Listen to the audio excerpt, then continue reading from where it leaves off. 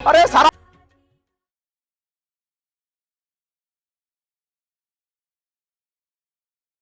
जो मैंने यहाँ पर एक दृश्य देखा वो सबसे एक अनोखा दृश्य था। यहाँ पर महाराष्ट्र में वारकरी संप्रदाय है और भास्कर गिरी जी महाराज वारकरी संप्रदाय के प्रमुख संत हैं। महाराष्ट्र के प्रमुख संतों में उनका नाम आता है भास्कर गिरी जी महाराज, जो यहाँ पर जगह जगह कीर्तन करवाते हैं और उनका सत्संग और कीर्तन सुनने के लिए लाखों की संख्या में यहाँ पर लोग आते हैं। आदिवासी समाज आता है। भास्कर गिरी जी महाराज जिनका स्थान देवगढ़ आप जाएंगे दत्त पीठ है, कई सौ एकड़ की ज़मीन में उनका पीठ बना हुआ है। तो रात का समय था, 9 बजे हुए थे। हम वहाँ पर कैंप में बैठे हुए थे, संत आसाराम जी बापू के कैंप में बैठे हुए थे। वहाँ पर सेवाएं चल रही थी, तो दिन की कवरेज हमने की थी, इसीलिए थके हुए थे, तो हम कैंप में आराम से बैठे हुए थे। तो हमने एक दृश्य देखा कि संत एक संत को कैसे पहचानते हैं। रात का समय था, रोड से भास्कर गिरी जी महाराज जो महाराष्ट्र के प्रमुख संत हैं वो निकल रहे थे। तो उनको संत आसाराम जी बापू के कैंप की एक फ़ोटो दिखी।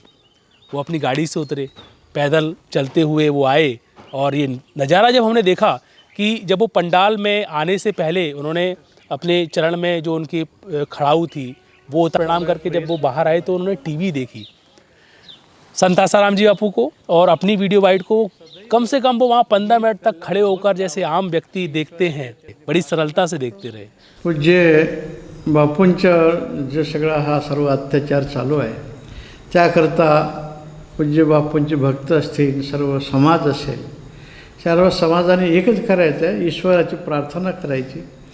समाज याच्याकरता दुःखी झालेला आहे आणि समाजाची भावना एकच आहे की बापूंचं स्वास्थ्य चांगलं राहावं, बापूला कमीत कमी आता त्रास व्हावा आणि लवकरात लवकर त्यांना भक्तांच्या समोर येता यावं, हीच त्यांची रात्रंदिवस प्रार्थना आहे आणि ते शेवटपर्यंत करत राहतील। पूजनीय बापूंना वंदन करून शब्दास विराम दें। और फिर लास्ट में जब वो बाइट ख़त्म हो गई उनकी वीडियो बाइट, तो फिर मैंने उनसे एक सवाल पूछा कि महाराज जी आप देखिए संत आसाराम जी बापू के ऊपर जो एक तरफा प्रहार चल रहा है, एक तरफा वार चल रहा है। तो उन्होंने बड़ी सरलता से उत्तर दिया कि संतों पे अत्याचार होता है तो ये भगवान भी बर्दाश्त नहीं कर पाते, तो ये तो इंसान है, इनकी क्या औकात है। 10 साल हो गए हैं, कोर्ट ये भी सिद्ध नहीं कर पा रही है कि लड़की कोर्ट तक गई है, फिर भी 10 साल से कोई एविडेंस ना होने के बावजूद भी अंदर रखा गया है। संत सत्पुरुष को बहुत ऐसी तकलीफ दे के उसको ज़रा बाजू में हटाना और फिर अपना जो कुछ का करने का है उनको सब दिशा खुला हो जाता है।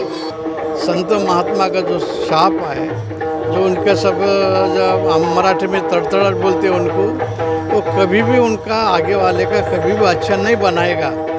लेकिन संतों को क्षोभ देना एक भगवान को भी अच्छा नहीं होता फिर, लेकिन आदमी को क्या अच्छा हो जाएगा। उनका तो सब जो हो जाएगा वो सब पूरा खराब ही हो जाएगा। संत महात्मा आज है कल नहीं, वो तो चले जाएंगे, शरीर छूट जाएगा, लेकिन आपके पीछे लगेंगे, आपके परिवार के पीछे लगेंगे और दुष्कृत्य जो उसमें उसके सबके पीछे लगेंगे, फिर आपको भागना मुश्किल हो जाएगा। संत आसाराम जी बापू के जो शिष्य हैं उनको बहुत ही दृढ़ विश्वास है और विश्वास होना ही चाहिए कि उनके गुरुजी एक परिवर्तन को लेकर इस जन्म धरती में अवतरित हुए हैं। संत आसाराम जी बापू आएंगे और फिर से बदलाव की भूमिका में खरे उतरेंगे और ये विश्वास है, क्योंकि आसुरी शक्ति भले ही अपने स्तर पर कितने भी रास्ते बंद कर लें, लेकिन भगवान सब देख रहे हैं, प्रकृति भी सब देख रही है और अचानक ही सब कुछ बदलाव होगा। लेकिन इनकी नियति पर उन्होंने एक खड़ा उत्तर दिया कि तुम भले ही तुम्हारे मंसूबों के तहत तुम ऐसा सोचो कि संत आसाराम जी बापू को भले ही आप जेल में मार दोगे, ख़त्म कर दोगे या फिर वो उनका शरीर शांत हो जाएगा, लेकिन तुम याद रखना उनके जो शिष्य लोग हैं वो तुम्हारे ऊपर 1000 गुनी शक्ति से कूदेंगे, तब तुम कहीं भागने के लिए तुम्हारे पास कहीं स्थान नहीं बचेगा। ये उन्होंने चेतावनी देती हुए दुष्ट प्रवृत्तियाँ जो लगी हुई हैं उनको बोला।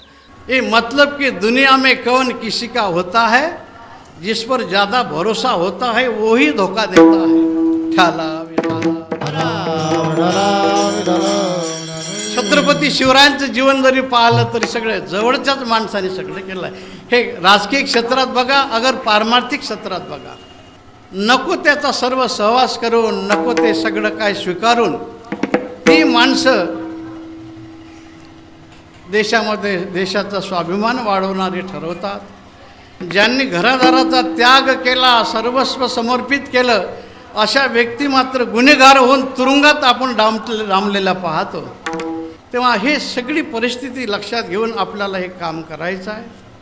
आज भी आज के उपजाए हुए कई ऐसे कथाकार हैं जो संत की परिभाषा सही तरह से समझ नहीं पाते. धर्मांतरण के सब्जेक्ट में आज देखेंगे बहुत सारे लोग बोलते हैं, ऐसा लगता है कि सारा ज्ञान तो उन्हीं के दिमाग में और वो सारा ज्ञान उड़ेल रहे हैं. लेकिन जो मूल आज़ादी के बाद काम किया जिन संतों ने, उनकी जुमा पर जो आज व्याख्यान करते हैं एक वर्ड नहीं आता संत आसाराम जी बापू के विषय में लेकर.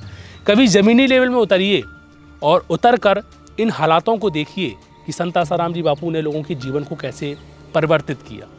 यहाँ पर बहुत सारे आम व्यक्ति हैं, बापूजी से जुड़े हुए लोग हैं, वो अपने अनुभव शेयर करते रहते हैं. अगर आपको उनका अनुभव समझ में नहीं आता है तो कम से कम ऐसे महान संत हैं जो बुद्धिजीवी हैं, उनकी तरफ एक बार देख लीजिए कि इनको संत आसाराम जी बापू की संस्था से कोई करोड़ों रुपए की दक्षिणा नहीं मिली है, ना ही संत आसाराम जी. लेकिन बोल नहीं सकते, ये बहुत बड़ा जुल्म हो रहा है देश में. तो मैं बोलता बहुत गुलामी है ये देश. और कांग्रेस सरकार ने किया, पर इनको क्या हो गया? इनके क्यों मुंह बंद हो गए? उन्हें कुछ करना चाहिए बापूजी के लिए. अरे सारा देश देख रहा है नंगा नाच कि तुम क्या कर रहे हैं. संत दुनिया में जगे तब ही दुनिया रही खड़ी, उनके प्रतापों से अभी तक नहीं नीचे पड़ी. कितना जगत में पाप है अंदाज के बाहर चला, पर संत का ही पुण्य है आज तक जग ना ढला. ये संत का पुण्य है, ये संत की भूमि है, ये संत का तुम उपकार मानो कि अपन ये खुर्ची पर बैठे हैं. अरे कौन से कोर्ट है तुम्हारे, कौन से जज है? कुछ नहीं, सब चलता है तुम्हारे कहने पे कोर्ट चल रहे. हमको मालूम है कि तुम्हारे कहने पे तुम बोलते हैं ऐसा निकाल दो तो कोर्ट ऐसे निकाल देती है, तुम बोलो ऐसा दो ऐसा निकाल देती है. क्या समझ रहे हो तुम? सब जनता के भोली नहीं है, सब जनता को दिख रहा है. पर लेकिन क्या करेंगी, तुमने हमारे हाथ पैर बांध रखे हैं, बाहर रखे हैं तुमने हाथ पैर. कुछ हमने थोड़ा कोई आंदोलन किया तो तुम जेल में डाल देते हैं, थोड़ा बहुत कुछ किया कि तुम एफआईआर दर्ज कर देते हैं. हम हिंदू ने क्या करना है बोलो तुम? हिंदू में जन्म लेना हमारा अपराध हो गया क्या?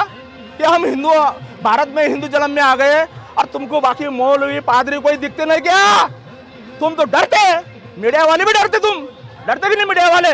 दिखाओ उनका. अभी यहाँ पर बहुत सारे संत आए हुए हैं. हाँ, तो वो लोग बापू के विषय में क्या बोलते हैं? जैसे भास्कर गिरी महाराज बापू के विषय में अच्छे बोलते हैं कि बापू जी के ऊपर अन्याय हो रहा है. जैसे आज तक आसाराम बापू ने जो लोगों को जो संदेश दिया हिंदू संस्कृति जतन करने के वास्ते, बहुत ही बढ़िया काम किया हुआ है.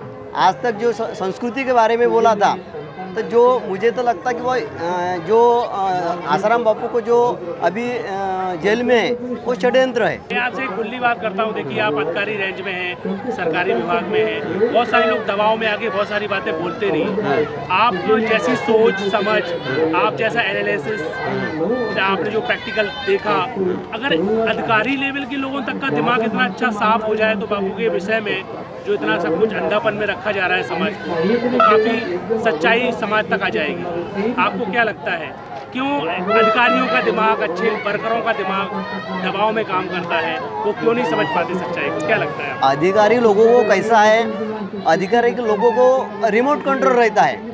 जब शासन दरबारी कुछ बताया गया है वैसा उनको कोई करना पड़ता, मुझे उसका इंटरेस्ट नहीं रहता किसमें. लेकिन दबाव तंत्र का राजकीय जो दबाव तंत्र रहता है, इससे और जो अधिकारी लोग उसको करना पड़ता, मजबूरी से करना पड़ता. उसको लगता नहीं, मुझे उसको ही मालूम रहता है कि वो झूठ है मामला, लेकिन उसको दबाव, राजकीय दबाव के कारण करना पड़ता. कोई 30 जनवरी को यहाँ से 30 किलोमीटर दूर है, वहाँ आजू बाजू का क्षेत्र है जो क्रिश्चियन मिशनरी का बाहुबल्य है वहाँ, तो वहाँ भी हम अपन ने भंडारा रखा है गरीब आदिवासियों में. तो ऐसे छोटे मोटे सेवाएं लगभग चल ही रही. आपकी उम्र क्या है? मेरी 35 साल.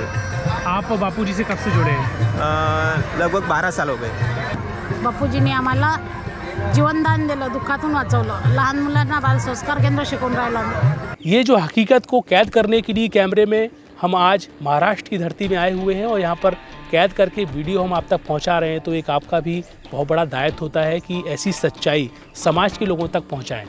काफ़ी संप्रदाय के लोग सोचते हैं, हिंदुत्ववादी कहलाने वाले लोग सोचते हैं कि ये तो बापूजी का वीडियो है, बापूजी के लिए बनाया गया है, हमको शेयर करने की ज़रूरत नहीं है. ये सच है और सच बहुत ही बुलंद होता है. आपका एक शेयर कई लोगों की आंखें खोल देता है. ये शायद आपको अपनी एक शेयर का महत्व पता नहीं होगा, लेकिन ये सच है. तरुवर कभी ना फल भके, नदी न संचय नीर. इस प्रकार संतों का जीवन होता है. वो अपने लिए कुछ नहीं करते, समाज के लिए ही सब कुछ करते रहते हैं. षड्यंत्र के तहत संत आसाराम जी बापू को फंसा दिया है, तो इस समाज का बहुत बड़ा दायित्व होता है इस षड्यंत्र का पर्दाफाश करना, सरकारें किनके दबाव में आकर इस पर काम कर रही हैं उसका पर्दाफाश करना, समाज के लोगों में जन जागरण फैले, ऐसी विचारधारा को जन जन तक पहुंचाना, ये सब आपका ही दायित्व है, आपका कर्तव्य है, हमारा कर्तव्य है, हमारे ऐसे पत्रकारों का और भी जो बहुत सारे पत्रकार हैं ग्रुप में, यूट्यूबर्स हैं, उनका दायित्व है। तो फिर से नई एनर्जी के साथ, नए मिशन के साथ